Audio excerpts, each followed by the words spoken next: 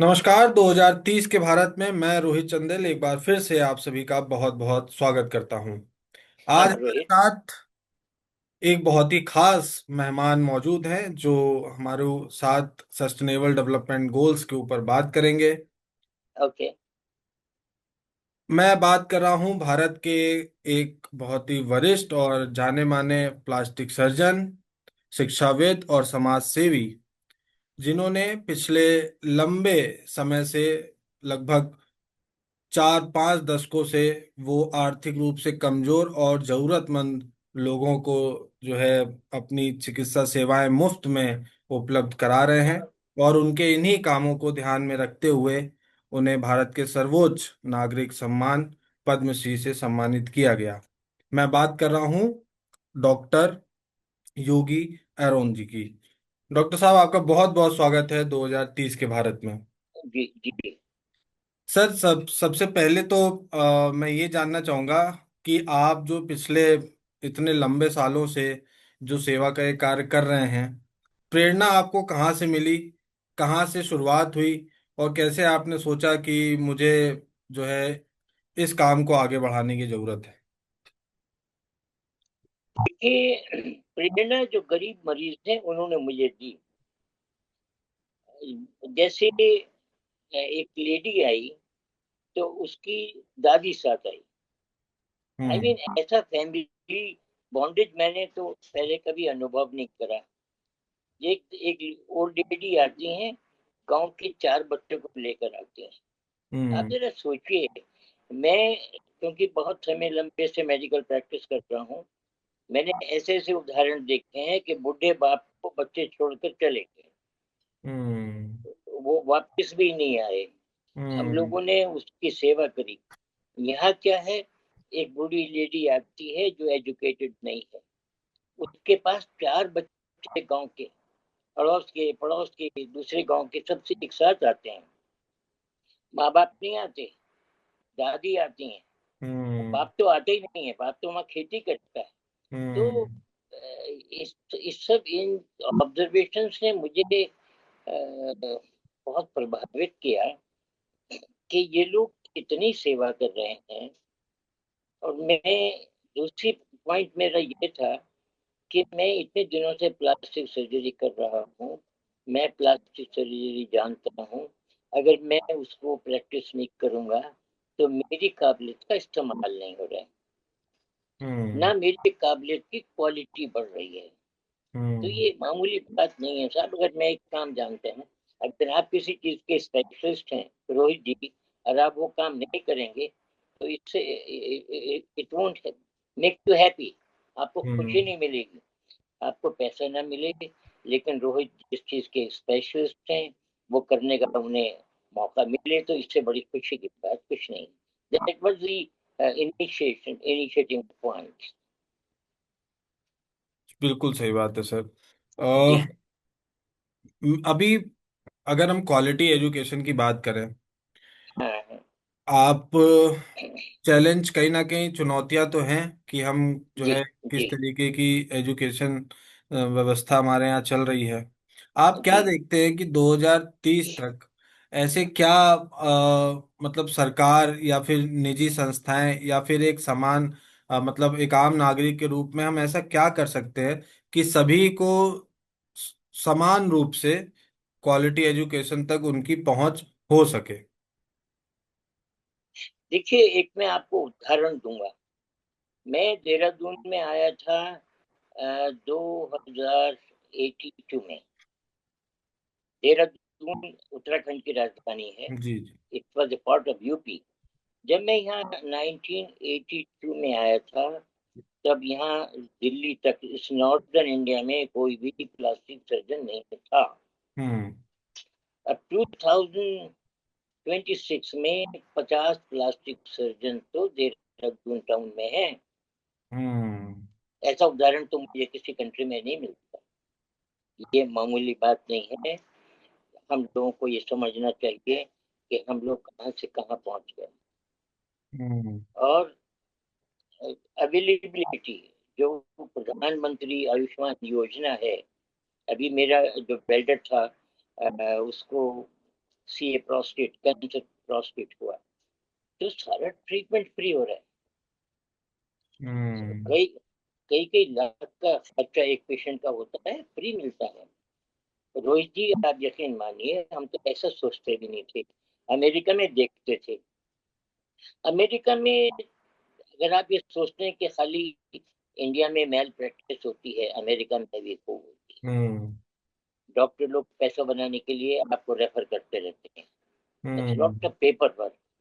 तो हिंदुस्तान बहुत तेजी से तरक्की कर रहा है, इसमें तो कोई किसी को शक नहीं, मुझे तो बिल्कुल नहीं। लेकिन पब्लिक एजुकेशन हर चीज की फाउंडेशन है। जैसे गांव में लोग समझते ही नहीं प्लास्टिक सर्जरी क्या है, उन्हें पता ही नहीं कि ये केस प्लास्टिक सर्जरी का है, उन्हें ये पता नहीं कि ये फ्री उपलब्ध है। अभी हम्म। गांव में एक बच्चा जला, जो गांव का प्रधान है उसने गोल गोल पट्टी कर दी, वो मुट्ठी बंद हो गई, उंगली खोलने में मुश्किल। तो बड़ा टाइम लग रहा है, लेकिन लोगों में बहुत फर्क है साहब, बहुत फर्क है। I am proud hmm. Of it. बिल्कुल। पर सर अगर हम बात करें कि ग्रामीण जो क्षेत्र हैं, जो शहरी क्षेत्र हैं, वहाँ तो कहीं ना कहीं हम विकास देख ही रहे हैं हर क्षेत्र में।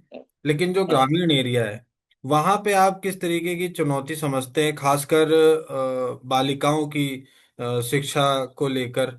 क्योंकि बहुत से ऐसे उदाहरण हैं हमारे पास। कागजों में तो हमारे पास हजारों लाखों की संख्या में शौचालय हैं, लेकिन असल में स्कूलों में बालिकाओं के लिए शौचालय नहीं है। स्कूल तेजी से जो है, ग्रामीण क्षेत्र के स्कूल तेजी से बंद हो रहे हैं। प्राइवेटाइजेशन बहुत तेजी से बढ़ रहा है। प्राइवेट सेक्टर्स में जो है शिक्षा व्यवस्था कहीं ना कहीं कन्वर्ट होती जा रही है। तो ऐसी स्थिति में आप उन परिवारों को, चूंकि आप खुद जमीन पे काम करते हैं और आप आर्थिक रूप से कमजोर परिवारों के साथ ज्यादा काम करते हैं, आप क्या समझते हैं कि क्या उन परिवारों तक जो है शिक्षा की समान रूप से जो अवसर मिलना चाहिए सभी को, वो मिल पाता है या मिल पा रहा है गाँव में, अगर हम देखें तो? देखिए, ऑन एन एवरेज हमारे गांव अच्छा शहर के बच्चों से ज्यादा इंटेलिजेंट है। मैं, आप यकीन मानिए, मैं गांव में पला हूँ। हम लोग खेत में रिफ्रेश होने के लिए मॉर्निंग में जाते थे। और now I am writing a book जो अमेरिका से पब्लिश हो रही है। मैं शहर में नहीं रहा हूँ। तो गांव का जो एवरेज बच्चा है साहब, रोहित साहब, वो शहर के बच्चों से ज्यादा नॉलेजेबल है, क्योंकि उसको डिफरेंट परिस्थितियों का सामना करना पड़ता है। हम्म।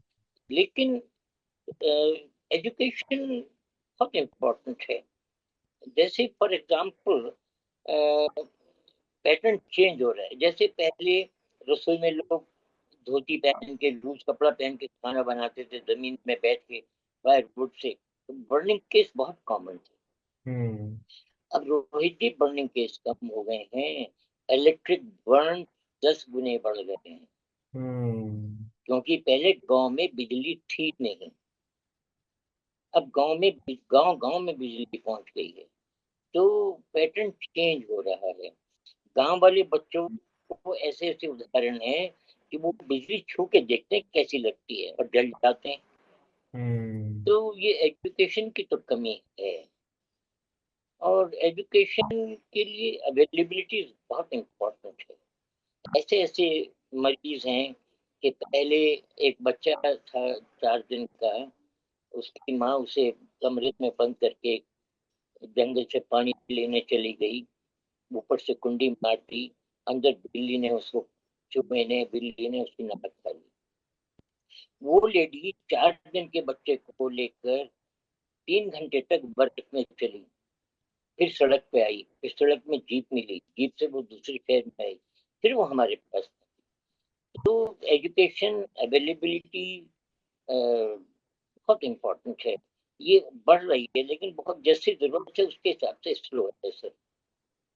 आपको नहीं लगता सर कि ये, जैसा आपने भी उदाहरण दिया, ये एक उदाहरण था, ऐसे हजारों उदाहरण होंगे जो पर्दे के पीछे होंगे, कि जी। अगर कोई प्रेग्नेंट लेडी है तो उसको लाने के लिए हमारे पास स्ट्रेचर तक नहीं रहता है। खटाई पे हम कई बार वीडियो देखते हैं कि खाट पे उसको लाद के चार लोग गांव से नदी क्रॉस करके और बहुत संघर्ष करके जो है एक अस्पताल तक पहुंचते हैं, और फिर उस अस्पताल में बेसिक सुविधाएं नहीं होती तो उसको शहर रेफर किया जाता है, और इस प्रोसेस में कई बार कई लोग अपनी जान गंवा देते हैं। तो ये लगभग 80 साल हम आज़ादी के होने को आ गए, और बावजूद इसके अगर हम अपने नागरिकों को उस तरीके की जो मूलभूत सुविधाएं हैं, शिक्षा, स्वास्थ्य, ये तो मूलभूत सुविधाएं हैं जो सरकार की तरफ से मिलनी ही चाहिए लोगों को, बिल्कुल। तो हम कहाँ पिछड़ गए इसमें। देखिए, हमारी जो हिंदुस्तान की पॉपुलेशन है वो अमेरिका की टोटल पॉपुलेशन से 5 गुना ज्यादा है। और हमारी जो जमीन है वो अमेरिका की टोटल पॉपुलेशन से 1/5 है। इसका मतलब अमेरिका में जहाँ एक कपल रहता है, उतनी एक कपल मियाँ बीवी, उतनी जगह में हम 50 लोग रहते हैं। तो more over it is the population.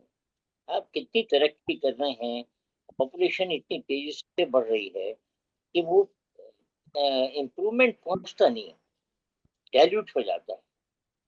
तो मैं तो ये चाहता हूँ, मैं ऐसा सोचता हूँ कि पॉपुलेशन कंट्रोल बहुत जरूरी है। एक बात का जो मैं यहाँ मेंशन करना चाहूंगा, जो पढ़े लिखे परिवार हैं वो तो 2 बच्चे पैदा कर रहे हैं, जो बिना पढ़े लिखे हैं वो 7 बच्चे पैदा कर रहे हैं। तो डिस्पैरिटी बढ़ रही है, क्वालिटी ऑफ पब्लिक फर्क हो रहा है, जरा इस पर ध्यान देना चाहिए। आप अगर ऐसा कर दें कि 2 बच्चे तक की एजुकेशन फ्री होगी, उसके बाद नहीं होगी, तो बहुत फर्क पड़ेगा। उसमें आप कंपेल नहीं कर रहे हैं कि आप परिवार नियोजन करें, लेकिन आपको एक कंडीशनल अप्रोच दी गई जिसमें आपको फायदा जहां नजर आएगा आप वो करेंगे। तो इतनी वास्ट पॉपुलेशन है रोहित जी, कि जो भी तरक्की कर रहे हैं वो डाइल्यूट हो रही है। फिर लोगों की ख्वाहिशें एकदम से बढ़ गई हैं। हर एक को सारी फैसिलिटी चाहिए, हर डॉक्टर को फैसिलिटी चाहिए, हर टीचर को फैसिलिटी चाहिए। और फिर वो दूसरे तरीके ढूंढते हैं कमाने के। वो भी हो रहा है, वी कैन डिनाई इट। जी। सर पॉपुलेशन एक जरूर एक मुद्दा है। अभी हम विश्व की सबसे बड़ी आबादी बन चुके हैं, चाइना को भी हमने पीछे छोड़ दिया है। जी हाँ, जी हाँ, जी। चाइना सर पॉपुलेशन के मामले में सबसे आगे था, लेकिन आज चाइना, हम बात करें तो भारत से बहुत आगे है। जी। क्या आप ऐसी क्या, चूंकि आप देश विदेश भी घूमते रहते हैं, मैं इसका एक कारण जानना चाहूंगा कि क्या कारण रहा कि साथ में जो है लगभग कुछ साल पहले जो है चाइना आगे बढ़ा, और फिर वो एक तरफा इतना आगे निकल गया कि हम शायद कहीं उसको कॉम्पिटिट कुछ मामलों में तो नहीं कर सकते हैं। शिक्षा की में बात देखिए, करें, वो करोड़ों छात्रों का अभी हमारे यहाँ भारत में नीट एग्जाम का जो एग्जाम लीक हो गया, उसका बहुत शोर मच रहा है। हो सकता है चाइना से ऐसी खबरें बाहर ना निकलने दी जाती हों, लेकिन अभी हाल में ही चाइना का एक बहुत बड़ा एग्जाम था, एंट्रेंस एग्जाम, उसमें करोड़ों छात्र बैठे और वो बहुत आसानी से निपट गया। हमने उदाहरण देखा कि इतनी बड़ी चूंकि आबादी है, इतनी बड़ी आबादी को एग्जाम दिलवाना था, तो वहाँ पे ट्रैफिक व्यवस्था, वहाँ के जो आम लोग थे, उन सभी ने बच्चों को एग्जाम सेंटर तक पहुँचने के लिए जगह बनाई। प्रशासन ने उस तरीके से पूरी व्यवस्था की, पूरे देश को उस तरीके से ऑर्गेनाइज किया गया कि भाई आज हमारा इतना महत्वपूर्ण एग्जाम है बच्चों का। ऐसी व्यवस्थाएं जब हम वहाँ इतने बड़े पॉपुलेशन में देख सकते हैं, तो भारत में क्यों नहीं। देखिए ऐसा है रोहित जी, आप इस बात से सहमत होंगे कि मेरी बात लोगों को बुरी लगे, आई डोंट माइंड इट। जी जी। लेकिन जो इंडिया की पार्टी पॉलिटिक्स है, it's a hmm. Rule of crowd. जैसे फॉर एग्जाम्पल, एक शहर में अगर मुस्लिम है तो मुस्लिम कैंडिडेट खड़ा किया जाता है, इसमें कोई अ, छिपी बात नहीं है। नहीं। और अगर डीएम कोई ऑर्डर बनाता है और पब्लिक, मास पब्लिक उसको एक्सेप्ट नहीं करती, तो उसके ऑर्डर्स चेंज हो जाते हैं। तो we call it rule of crowd. Hmm. China में ऐसा नहीं हो सर, हुक्म है ये होना है तो ये होगा। हम्म। तो अगर हम, आई मीन डेमोक्रेसी इनिशियली तो ठीक थी, but hmm. Now we need something different then crowd, क्योंकि जो वोटर हैं उनकी अपनी रिक्वायरमेंट है, वो देश के बारे हम्म। में बाद में सोचते हैं, पहले अपने बारे में सोचते हैं। तो हम्म। मेरी विनती जितने भी हमारे पॉलिसी मेकर्स हैं कि ठीक है, आप में डेमोक्रेसी रखिए, अब हम्म। थोड़ा सा पैटर्न चेंज करिए, थोड़ा हम्म। पैटर्न चेंज, ये should be rule of crowd. अगर एक पढ़ा हुआ आदमी तो एक ही है, बिना पढ़े हुए 25 हैं, तो 25 की चलती है, उसे एक की नहीं चलती। बिल्कुल तो सही। ये मेरी राय है, कोई सहमत हो या ना हो। बिल्कुल ठीक। कोई सहमति तो सर देखिए अभी इन दिनों में ऐसा माहौल है कि आप सहमत हैं तो अच्छे हैं, और सहमत नहीं हैं तो देशद्रोही हैं। तो इस बिल्कुल। तरीके के माहौल में चीजें बदलें, हम ऐसी सिर्फ उम्मीद कर सकते हैं। जी। बहरहाल, भूख की स्थिति को आप कैसे देखते हैं? भूख और कुपोषण, चूंकि आप ऐसे पेशे से आते हैं, आपको बहुत से लोग ऐसे मिलते होंगे।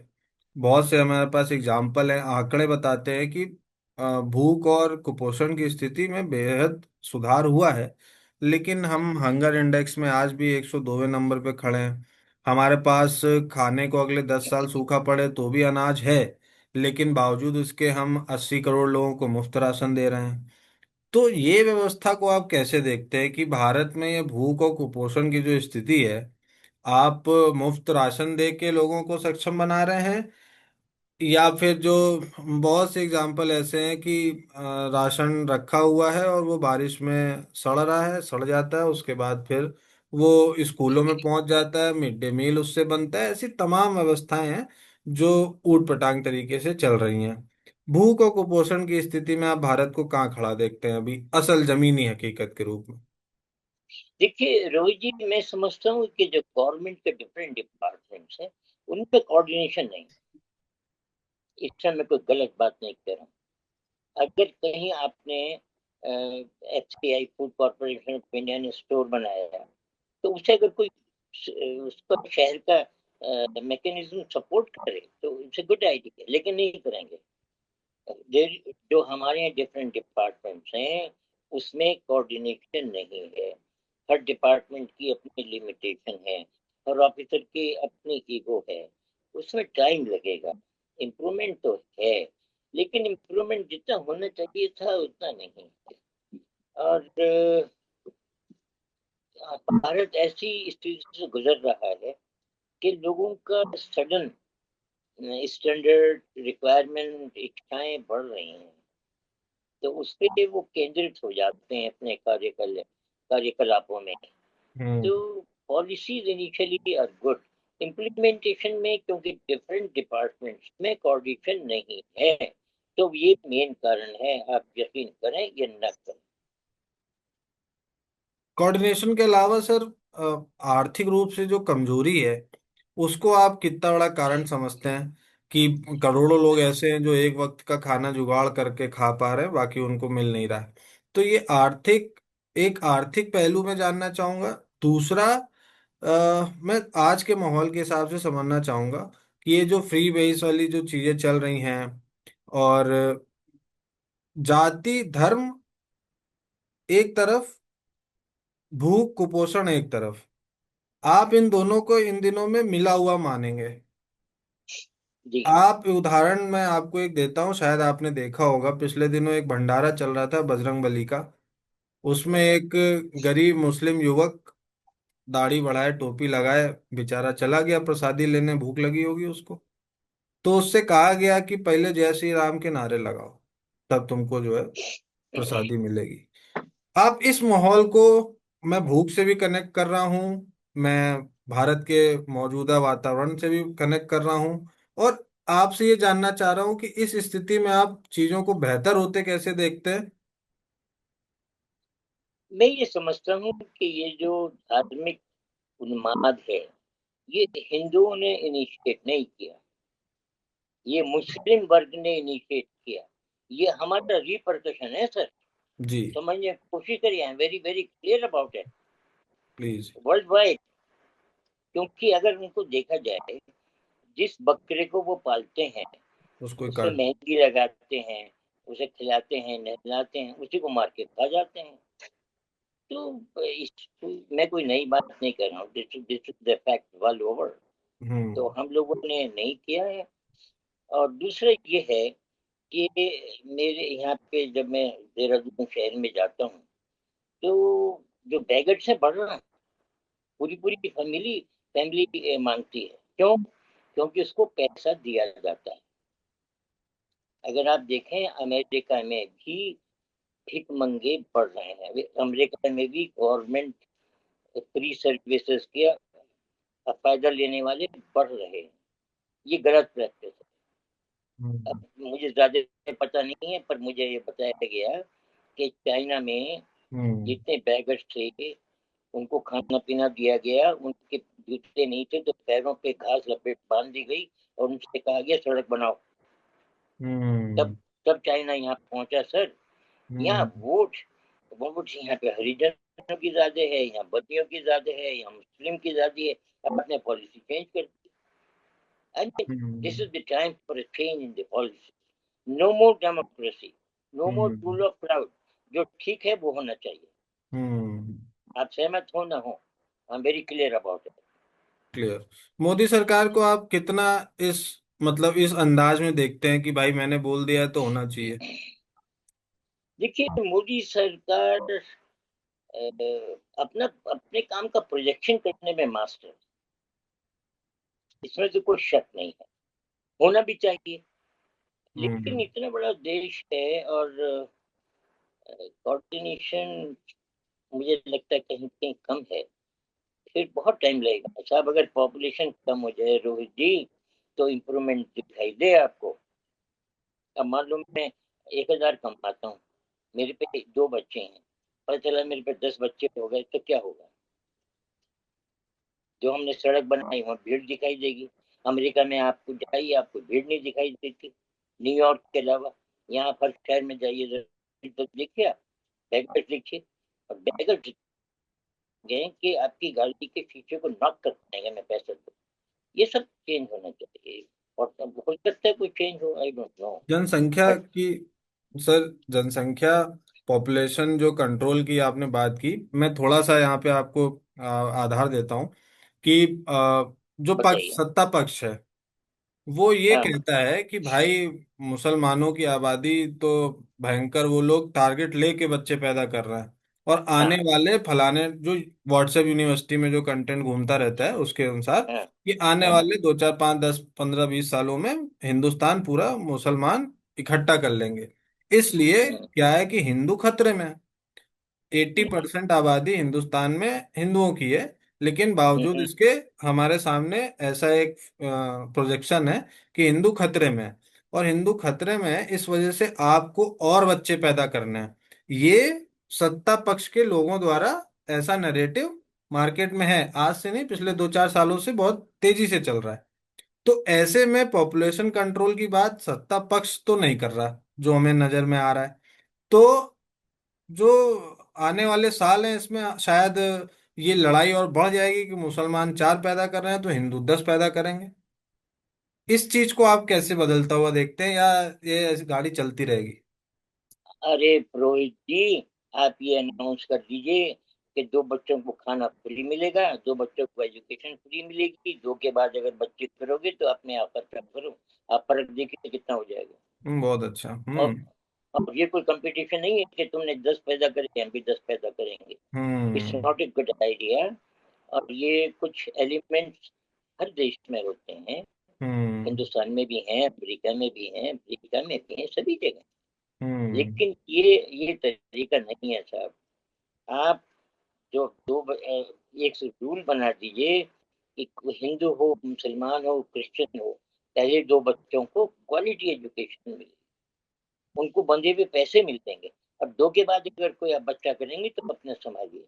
उसको कोई मैजिक। अब आप ये देखिए, इतनी गवर्नमेंट पॉलिसीज हैं। मेरा हम्म। बेटा यहाँ बड़े हॉस्पिटल में बड़ा डॉक्टर है, तो हम्म। उसमें 60-70% मुस्लिम पॉपुलेशन आती। तो आप ये नजरअंदाज नहीं कर सकते रोहित जी। हम्म। कि स्पष्ट है, क्लियर है कि वो लोग फायदा लेना जानते हैं। उनके ऊपर कोई कंट्रोल नहीं है। उन्हें ये पता है कि अगर मोहल्ले में मुस्लिम बढ़ गए तो कॉर्पोरेट मुसलमान बन जाएगा। इसमें गलत क्या है? आप इसे एक्सेप्ट क्यों नहीं करते? हम्म। तो बच्चों की खर्चा गवर्नमेंट दे, दो बच्चों हम्म। का, तीसरा बच्चा 10 पैदा करें, आप खर्चा करो, और उन्हें कोई गवर्नमेंट जॉब नहीं मिलेगी। और अगर आप 2 से ज्यादा बच्चे मिलेंगे तो आपको गवर्नमेंट फैसिलिटीज का एडवांटेज किसी स्कीम का नहीं मिलेगा। बिल्कुल सही। आप देखिए एकदम चेंज हो जाएगा। लेकिन यहाँ तो वोट रूल ऑफ क्राउड है हिंदुस्तान में। अब तो time should change, I am very very sure about it. बिल्कुल बिल्कुल सर। उम्मीद करते हैं कि ऐसे सुझाव सरकारें अपनाएं और फिर पॉपुलेशन पे कंट्रोल करें और हम सही दिशा में आगे बढ़ें, जो कि अभी शायद अब नहीं है। सर, जंजीस के बारे में आपका क्या ख्याल रखते हैं आप, जो आज की युवा पीढ़ी है, जो आने वाला भविष्य होगा, जो आज जंतर मंतर पे प्रोटेस्ट कर रहा है, और जंतर मंतर दिल्ली से निकल के अब देश के कई बड़े शहरों में वो प्रोटेस्ट पहुंच गया है।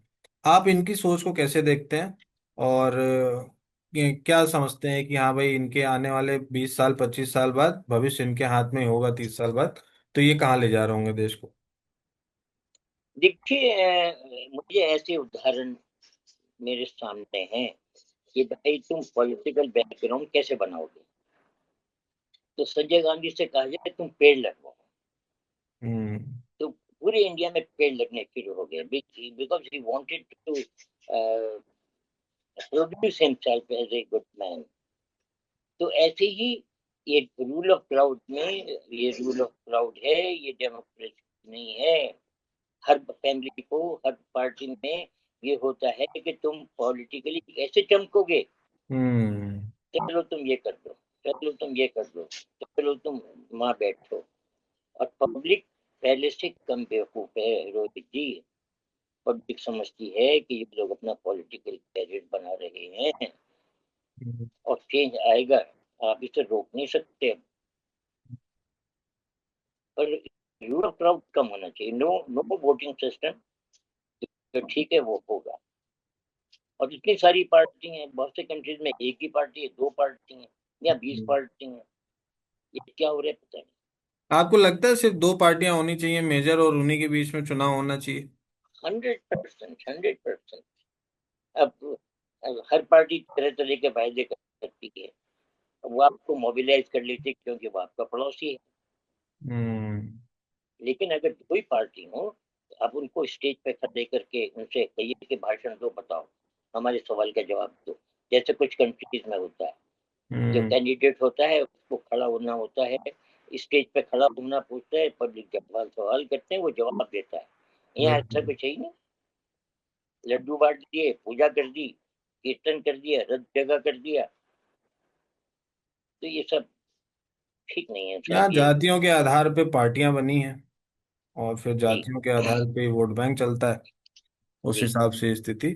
तो सर, मतलब अगर मैं आपसे एक ओवरव्यू मांगू, आखिरी सवाल से पहले मैं आखिरी सवाल की तरफ बढ़ूंगा, लेकिन एक बताइए। ओवरव्यू मांगू कि इस वक्त, चूंकि आपने जो है लंबा दौर देखा है, मैं आप इंदिरा गांधी के समय पे, आप उस वक्त जब ये इमरजेंसी का दौर चल रहा था, और उसके बाद का जो दौर आया, और उसमें आप एक्टिवली पॉलिटिक्स में देख रहे थे चीजें कैसे चल रहा था सब? मैं तो इमरजेंसी के फेवर में हूँ। अगर मेरे पे 10-15 लोगों का स्टाफ है, अगर मैं लीनियंट हो जाऊं, मेरा जो माली है कैसा, मैं तो आज छुट्टी करूंगा, बरसात हो रही है, तो मैं हम्म। वो उतना परफेक्शन से काम नहीं करूँ, उसमें मेरी परफेक्शन से घट जाएगी। Rule is rule. हम्म। तो इमरजेंसी में, लेकिन क्योंकि रूल ऑफ क्राउड है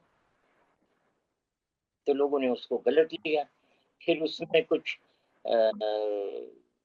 जातियां भी हुई, पर वो गलत नहीं था साहब। अगर हम ये कर लें कि आपको 2 बच्चे पैदा करने हैं, बाकी का खर्चा आप उठाएंगे। गवर्नमेंट की इतनी सारी पॉलिसीज हैं, करीब 20 पॉलिसीज हैं जिसमें लोग फ्री फायदा उठाते हैं, अपनी हम्म। पॉपुलेशन के हिसाब से फायदा उठाते हैं। तो वो उनको इंसेंटिव है कि बच्चे पैदा करो। क्या मतलब साहब? हम्म। अरे, अब देश पहले है, बाकी हर चीज बाद में। बिल्कुल सही। जी। तो सर तब और अब के माहौल में आप क्या अंतर देखते हैं? एक मेजर अंतर इस चीज को लेके, मानवीय भावनाओं को लेकर भी और सामाजिक सौहार्द को लेकर भी, और ओवरऑल अगर मैं बात करूं तो आप तब और अब के भारत में क्या अंतर देखते हैं? दोबारा पूछिए। मैं ये जानना चाहता हूँ कि तब का भारत और अब के भारत में इमरजेंसी के दौर का जो था, और अब जो 2026 या 2014 के बाद से जो हम देख रहे हैं, इस भारत में आप क्या अंतर देखते हैं? मानवता के रूप में, सिद्धांत के रूप में, जो सामाजिक सौहार्द है उसके रूप में।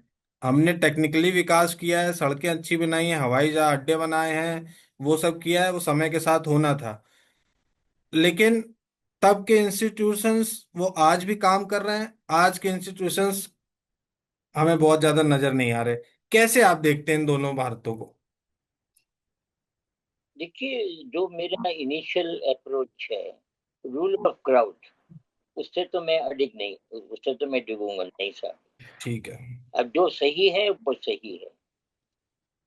जैसे अगर मेरे बच्चे, हम लोग घर में बैठ के एक लाइन ऑफ अप्रोच बनाए, ऐसा होना चाहिए। अगर सब फॉलो करते हैं तो मेरा परिवार बढ़ेगा। अगर मेरे बच्चे कहना नहीं मानते हैं, सबकी अपनी अपनी इच्छाएं हैं, तो मेरा परिवार नहीं बढ़ेगा। हर देश में, छोटे छोटे देश हैं, उन्होंने इतनी तरक्की करी है कि हम उसको मैच नहीं कर सकते। चाइना क्या था सर? जापान क्या था? 400 साल तक जापान को अफीम पिला के इन लोगों ने रूल किया, 400 ईयर्स। अब कितनी पॉपुलेशन है उसकी? दिल्ली से छोटा है। And Japan is ruling the world. तो रूल ऑफ क्राउड नहीं चलेगा सर। मैं तो, आप मुझे वोट दो या मत दो, आप मेरी बात से सहमत हो या मैं, तो I am very very sure about it, what I think about it. बिल्कुल सही। एक आखिरी सवाल सर।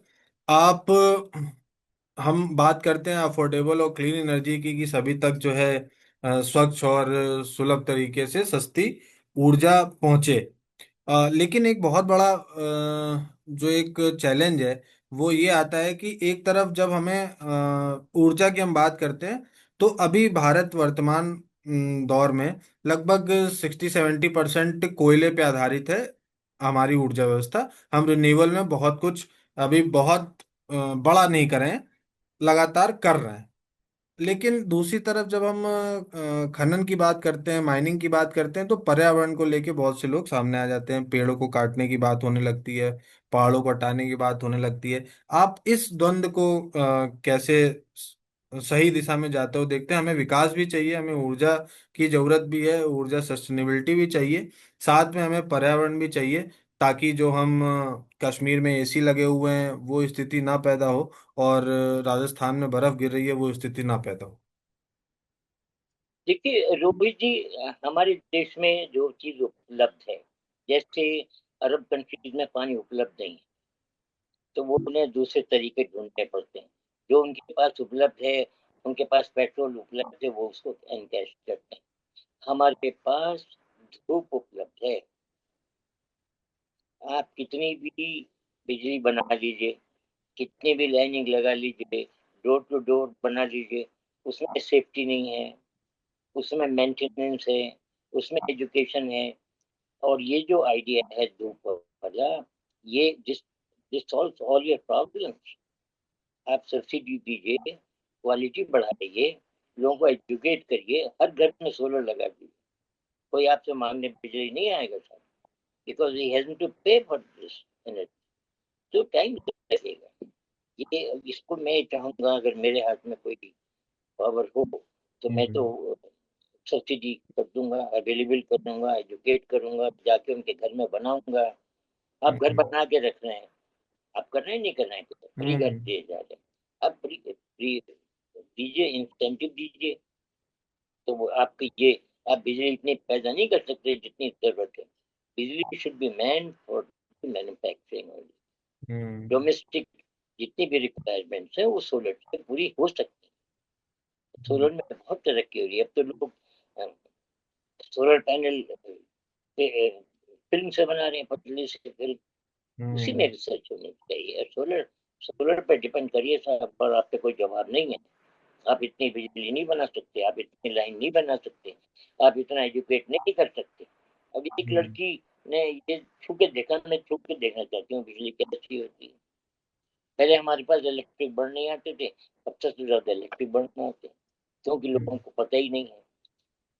रोहित जी, जब गांव में सड़क बनती है तो रोड एक्सीडेंट मैक्सिमम होते हैं, क्योंकि वहाँ की local population is not use to this system. उसे सड़क रोज पास करता है, अभी पास करेगा, गाड़ी आ रही है अपने से।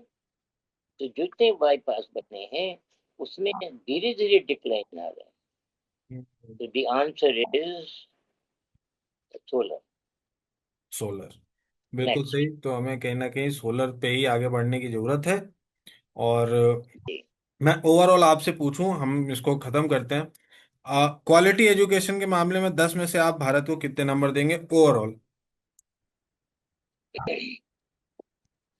देखिए, क्वालिटी एजुकेशन जितनी जरूरत है उतनी नहीं है। आप ऐसे समझिए कि अमेरिका में जितने सीईओ हैं सब इंडियन हैं। 90%। मजाक बात नहीं है साहब। चाइनीज नहीं है, अंग्रेजी नहीं है, अमेरिकन नहीं है, हिंदुस्तानी है। तो हिंदुस्तानियों में आईक्यू तो बहुत है, अपॉर्चुनिटी मिलनी चाहिए और क्वालिटी एजुकेशन मिलनी चाहिए, फिर भी फ्री होनी चाहिए। और उसमें बहुत सारे पूरा सिस्टम चेंज होना चाहिए, इसमें बहुत सारे सब्जेक्ट नहीं होने चाहिए। जैसे हम्म। कुछ कंट्रीज में एमबीबीएस नहीं होता, वो 3 साल में आपको आपका वो पूछते हैं वो क्या अच्छा लगता है, वो वही पढ़ाते हैं और डॉक्टर बना के भेज देते हैं गाँव में। हम्म। तो एजुकेशन सिस्टम चेंज होना चाहिए। चेंज होने की और जरूरत है। एजुकेशन सिस्टम कहीं भी फ्री नहीं है, अमेरिका में फ्री नहीं है, it's very very expensive there. तो बहुत ही कम लोग अफोर्ड कर पाते हैं। आप बजट ही कुछ नहीं मत है। करिए, आप पॉपुलेशन कम कर दीजिए, एजुकेशन बढ़ा दीजिए, बस। डन। चलिए ठीक है सर। बहुत अच्छा। आपने दो टूक जवाब दिए और बहुत सीधी भाषा में उत्तरों को, अपनी बात को रखा। एक दो बातें आपके इस पूरे सेशन से निकल कर आई। पॉपुलेशन पे हमें कंट्रोल करने की बहुत ज़रूरत है, और लोगों को जागरूक और एजुकेट करने की बहुत ज़रूरत है। तब जी जाके हाँ। कहीं हम 2030 नहीं, 2047 और आने वाले सालों में भारत को विकसित राष्ट्र के रूप में जरूर देख पाएंगे, अगर हम इस तरीके से चले तो। ये तो रोहित जी आपका एटीट्यूड था कि मेरी हिम्मत हुई कि मैं दो टूक बात करूं। धन्यवाद। नहीं, बहुत बहुत ऑल द बहुत अच्छा बेस्ट, लगा ऑल सर। The best. बहुत अच्छा लगा ओके। सर। बहुत शुक्रिया, आपने समय दिया।